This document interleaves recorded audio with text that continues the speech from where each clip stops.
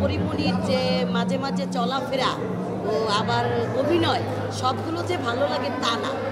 দু একটা অভিনয় শৃঙ্খল থাকে, তা কোরআনটা পড়লে আমার কাছে মনে হবে যে উনি আসলে একটা সত্যিকার মানুষ রূপে আসছে। তো এজন্য আমি কোরআনটা দিছি।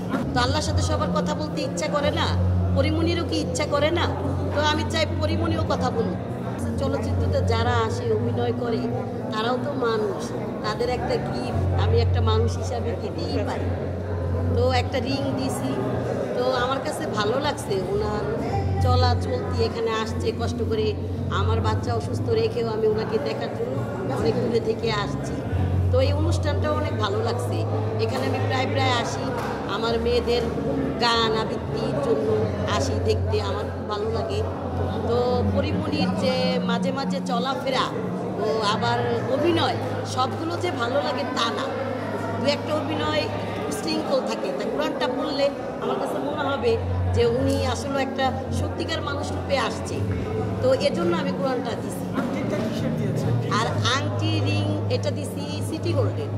তো ওনারে ভালোবাসে যদি 1 টাকার জিনিস দেওয়া হয় সেটাও তো মূল্য আছে নাকি? কোরআন শরীফটা একটা মানুষের জন্য দরকার না? কোরআনটা সবাইকে দেওয়া উচিত। কোরআন তো আল্লাহর সাথে কথা বলা, তো আল্লাহর সাথে সবার কথা বলতে ইচ্ছা করে না, পরিমণিরও কি ইচ্ছা করে না?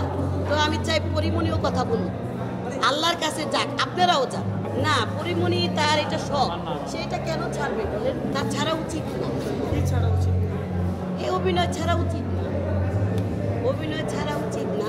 সে অভিনয় করে সে বাঁচতে চাইতেছে, তার সবটাই করতে চায়, ছাড়বে কেন?